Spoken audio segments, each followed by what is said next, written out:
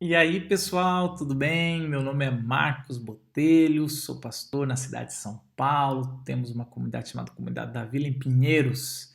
Estou aqui para a gente estar expondo o Sermão do Monte. E antes da gente começar, eu queria, se você está acompanhando a gente já teve uma introdução, a gente vai agora para a primeira bem-aventurança, mas eu queria sempre falar para você que você é bem-vindo aqui. Em qualquer momento, você pode pegar isso aqui no meio, a gente está estudando, às vezes versículo por versículo, e você sempre comenta aqui o que Deus está falando no seu coração, que isso carrega a nossa bateria. Isso aqui motiva a gente sempre a fazer estudos online. E também aqui embaixo tem um cadastro para você baixar um e-book que eu faço com um devocional em Atos chamado Coragem para Mudar, tá bom? Vai lá que você vai assinar um fanzine e lá eu tenho vários textos, várias coisas que eu mando uma vez por semana, tá bom? Colocado isso, eu queria estudar agora. A gente vai entrar nos oito bem-aventuranças, né? E aí eu caio agora aqui no capítulo 5 de Mateus, no versículo 3. Bem-aventurados os pobres em espírito, pois deles é o reino dos céus. Eu vou ficar só nesse versículo. É estranho, talvez você que já acompanha a gente, que eu geralmente pego um capítulo, mas é tão rico os bem-aventurados que dá para ficar em um versículo, e é isso que eu vou fazer nos 8. Os 4 primeiros versículos são considerados verticais para Deus, e os 4 últimos, não versículos, mas as 4 últimas bem-aventuranças, né, que são 5, mas depois eu explico, são 5, mas são considerados 4, são horizontais, são para a sociedade. Então essas primeiras 4, elas são do discípulo para Deus e Deus para o discípulo. E essas 8 bem-aventuranças que Jesus começa, quando ele chama os seus discípulos no monte, ele começa a falar, ó, bem-aventurados, felizes são vocês. Eles são oito características, e duas coisas que eu queria falar, que são importantes, talvez eu vou relembrar em quase todos os vídeos. Elas não são características específicas, assim, eu tenho essa, mas eu não tenho aquela, eu tenho uma, mas não tenho a outra. Elas não são assim, elas são mais ou menos igual o fruto do Espírito que Paulo fala, que é um fruto só, que é um dom que todo mundo tem, que é batizado no Espírito, que é salvo no Espírito Santo. Então não existe, eu tenho isso daqui do Espírito Santo, mas eu não tenho isso do Espírito Santo. Não, o fruto é um só, que vem com várias coisas. Que vem com mansidão, que vem com outros elementos. E é a mesma coisa aqui. Então, todas essas características, todos os discípulos têm, eu e você. Outra coisa, não é uma coisa que só uma elite tem, né? Só aquele pastor tem, só aquele homem de Deus, aquela mulher de Deus. Não, todo mundo tem, que é convertido, tem as bem-aventuranças. Mas uma coisa que a gente acha estranho o que é esse feliz, né? O que é essa alegria? Porque é meio estranho isso, esse feliz, né? A palavra bem-aventurados é contente. Contente por quê? Que coisa estranha, porque vai falar que é pobre, chora. Que tipo de felicidade é essa? Essa felicidade é uma felicidade de estar sendo transformado, e é uma felicidade de estar entendendo que está sendo salvo pelo Espírito Santo, está sendo transformado em um discípulo de Jesus. A gente vai falar isso mais no próximo vídeo, quando você vai entender o paradoxo de ser feliz e estar chorando ao mesmo tempo, que você fala assim, nossa, Jesus aqui entrou num negócio que é doido, né? Como é que você é feliz porque chora, né? Mas aqui a gente tem um texto aqui que também é complicado, porque aqui Jesus está falando, bem-aventurados os pobres de espírito. Em Lucas, ele vai trazer bem-aventurados os pobres, e aí teve uma grande briga, né? Porque a gente está no texto de Mateus e a gente faz teologia bíblica aqui. O que é teologia bíblica? Não é teologia sistemática. A teologia sistemática vai tentar sistematizar tudo, autores de diferentes tempos e tudo, porque parte de um pressuposto legítimo, que é o mesmo Espírito que escreveu, e a Bíblia toda é inspirada e tudo isso. E teologia bíblica, não, eu quero só o que o texto aqui está dizendo desse autor. Apesar que eu não tenho problema nenhum com teologia sistemática, e eu acredito, o que eu vou falar aqui, as pessoas querem fazer anacronismos aqui. Quem me acompanha sabe que eu não tenho problema nenhum com progressismo. Aliás, eu tenho bastante simpatia progressista na área de política, não com ideias como aborto e outras coisas, mas com ideia de assistências sociais. Mas aqui, as pessoas, principalmente depois das ideias marxistas, eles querem colocar que a pessoa, por ser pobre, ela tem um benefício diante de Deus simplesmente por isso. Simplesmente pela miséria, ela é uma bem-aventurada. E isso não tem cabimento nenhum com a Bíblia toda, e muito menos em Mateus. Você vai ver claramente já no capítulo antes, quando Jesus não transforma a pedra em pão na tentação, e é lógico que a tentação ali não é se ele pode ou não, é muito mais pela identidade dele por ser filho de Deus, não é o poder dele transformar a pedra em pão, mas a ideia ali não Jesus poderia ter resolvido a miséria da humanidade muito claro, e não é isso que Jesus veio fazer na sua essência. Jesus veio resolver o problema do pecado, que resolve o problema da miséria. E no Antigo Testamento, claramente, Deus é contra a miséria, o pobre. E aqui, quando ele fala pobre de espírito, a palavra está dizendo claramente que é alguém que não tem nada a oferecer a Deus, que não tem nada para comprar dos céus, para que não tem nada a oferecer. E eu ousaria até dizer que em Mateus e em Lucas também é isso, apesar que eu não vou entrar no texto de lá. É só para a gente poder, às vezes, não cometer uns erros, porque a gente vem com pressuposto de algumas ideias e quer jogar no texto, e isso é complicado. Mas no texto de Mateus é com certeza 100% de certeza que aqui pobre de espírito é humilde de espírito, é alguém que não tem, que entende que é fraco, que não tem nada no espírito, que o seu espírito não tem nada a oferecer a Deus. É alguém que entende que espiritualmente é um fracassado, é alguém que sabe que não tem nenhuma vantagem dos outros quando se fala na área espiritual. Eu não sei se você já se sentiu assim. Eu já me senti muitas vezes assim. Eu me sentia muito culpado. Às vezes eu me sinto ainda, eu faço terapia, mas a gente fica assim, caramba, eu não oro o tanto que eu deveria orar, e eu não deveria assumir esse cargo porque eu não oro, eu não leio, às vezes, Senhor do céu. E eu lembro umas vezes que eu estava conversando com o meu terapeuta e ele falava assim, nossa, o seu superego é rígido com o seu cargo pastoral, né?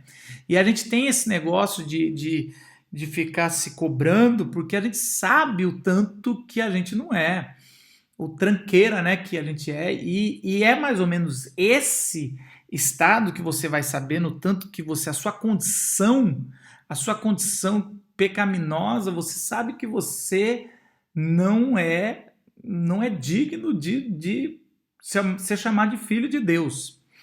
E é interessante que isso pode parecer muito nobre, olha que nobre, mas no fundo isso nos deixa preocupado. Se você não fica preocupado, fique preocupado. É quase assim, se você não está preocupado com isso, fique preocupado por não estar preocupado. Porque é quase assim, às vezes as pessoas vêm falar comigo, ai Marcos, o pessoal fica falando de certeza de salvação, esse negócio é muito louco, esse negócio de certeza de salvação, sabe? Eu não sei, agora eu vou falar uma coisa meio polêmica, mas espero que traga conforto ao teu coração. Eu nunca gostei desse negócio do pessoal que tem convicção da salvação. Eu sou um cara que eu não tenho convicção da salvação. Assim, eu acredito que Deus vai me salvar, mas assim, eu fico assim, Senhor, pelo amor de Deus, continua, assim, eu sei que Deus não muda. Mas essa convicção quase arrogante, e às vezes as pessoas vêm comigo assim, pastor, eu não tenho essa convicção da salvação, ou assim, Senhor, pastor, eu acho que eu pequei contra o Espírito Santo, não sei o quê. Aí eu sempre falo assim, quando você tiver com esse medo, com esse temorzinho aí no coração, você tá bem. Mostra que você tem um temor, que você está entendendo que você é pobre de espírito. E é exatamente isso que Jesus está falando aqui. Feliz é você que ainda tem um temor aí no coração de entender que o seu espírito é pobre. Que você a qualquer hora pode pecar, entre aspas, grandes contra o espírito, contra Deus. Que você o tempo todo, o seu espírito realmente não cabe Deus dentro de você para te transformar. Que você em si não tem nada de bom. Que você é inimigo de Deus por natureza. Como a Bíblia diz, que nós somos inimigos de Deus, mas Ele decidiu nos salvar. Então, a característica de um discípulo de Deus, essa é a primeira fase, ou a primeira etapa, é entender que é pobre de espírito. Por isso que Jesus fala, calma, se você tá pensando que você tá longe, seu espírito não merece a Deus, o reino dos céus é seu. Por isso que ele fala, ó, bem feliz, começa a ficar feliz em vez de ficar preocupado, ou fique preocupado com um pouco de felicidade, porque o reino dos céus vão ser daqueles que estão preocupados com o seu espírito. E é interessante, por exemplo, quando Jesus ele vai falar, citando Isaías 61, fala assim, o Espírito do Senhor está sobre mim, porque o Senhor me ungiu para pregar boas novas aos quebrantados, né? Aos quebrados, aos pobres. E ali ele está falando de pobre de verdade, mas também está falando esses quebrados, os que estão arrasados de espírito. Ali claramente ele está dizendo que ele está trazendo isso. E essa é a diferença quando ele vai falar sobre essa é a diferença do religioso, do secularizado e do discípulo.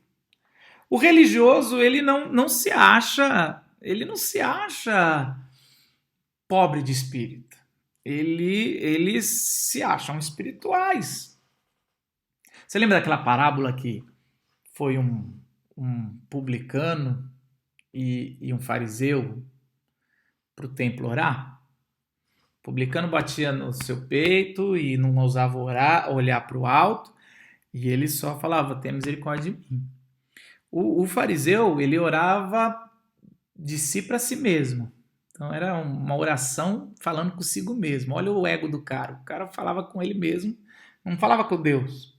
E ele falava dos atributos dele. Em vez de falar dos atributos de Deus, para adorar a Deus, ele fala dos atributos dele.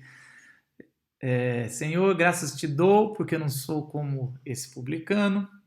Eu jejuo não sei quantas vezes. Eu não sei o quê. Eu não roubo ninguém, eu não sei o quê. Aí no final Jesus fala, qual dos dois saiu justificado, né? Qual dos dois saiu justificado por Deus, perdoado? E aí a resposta é o publicano. É o pecador, é o que não prestava. Porque a questão não é quem presta ou quem não presta. A questão não é quem no final, quem vai ser feliz não é quem é o pobre de espírito ou quem não é. É quem reconhece que é pobre de espírito. Porque no final todos são pobres de espírito. Essa é a questão. Todos são pobres de espírito, mas bem-aventurados você que entendeu que é pobre de espírito. Todos nós somos pecadores. A Bíblia fala que todos nós somos deturpados. Todos nós somos pobres de espíritos. Mas você que entendeu que é pobre de espírito, você vai começar a ficar feliz. Essa é o discípulo de Jesus. O religioso não acha que é pobre de espírito, e o secularizado, vamos dizer assim, ou não religioso, não dá valor à espiritualidade. Pode entender. Porque assim, interessante, né? O religioso, ele se acha espiritual. Ele acha que ele é espiritual, oh Deus, ele fica na ponta do pé quando vai orar, ele muda a voz, pai de Abraão, Isaac, Jacó. Então ele vai liberar o poder, ele amaldiçoa se você sair da igreja dele, vai sair sem minha bênção, vai sair. Cara, isso não toca no ungido do Senhor, o único ungido do Senhor é Jesus Cristo, meu irmão, não existe outro ungido. E aí vai. Aí o não religioso, ele não liga para a espiritualidade. Então ele pode ver, o não religioso ele gosta da religiosidade budista, porque tá longe, não tem nada a ver, é bonita, é legal, não tem compromisso nenhum, não tem regra, é uma gota no oceano. Aí quando vê, ele é simpatizante, mas quando envolve com ele, opa, não tem nada não me mexe não. Então o secularizado, ele não liga para a espiritualidade. O religioso se acha espiritual. O discípulo, ele é quebrado espiritualmente. O que Jesus está dizendo, esse é o meu discípulo. Esse é o bem-aventurado. Não é nem o não religioso e nem o religioso. Discípulo é uma coisa diferente. E essa é a marca que busca. A consequência de alguém que entendeu que é quebrado, olha para si mesmo e vê que não presta, é destruído, é como se fosse houve uma guerra, a segunda, a terceira guerra mundial, houve lá dentro, está destroçado. Porque, olha, presta atenção, existe uma consequência. As bem-aventuranças é um efeito em cadeia. Quando você recebe o Espírito Santo, é batizado no Espírito Santo. Batismo no Espírito Santo, na Bíblia, não é dom. Batismo no Espírito Santo é conversão.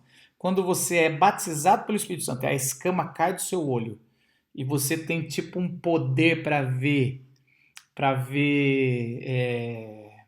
através das coisas. E você olha e você vê um raio-x de você na sua alma. E você vê sua alma destroçada, que você é pobre de espírito, você é fracassado no espírito, você ora com segundas intenções, você jejua com segundas intenções, você vai na igreja com segundas intenções, você não consegue se relacionar com Deus, você é fracassado, você fica um pouco feliz, mas você entra em pavor e você começa a chorar. Você chora pela condição que é você. Porque essa é a segunda reação. Quando você descobre que você era inimigo de Deus, e você só descobre que você é inimigo de Deus quando o Espírito revela. Quando o Espírito revela que você é um fracassado espiritual, você descobre que você é inimigo de Deus, você descobre o quão longe você está de Deus, porque você só sabe o quão distante você está de Deus e como pecador quando Deus revela para você. E quando Deus traz luz para sua alma, você vê o quão pecador e você entra em desespero e você chora. E aí a gente cai na segunda bem-aventurança, que vai ser no próximo vídeo. Deus abençoe sua vida e que a gente possa ter a dimensão do tão quebrado a gente era e a gente ainda é e que a gente precisa diariamente do Espírito Santo. Deus abençoe sua vida.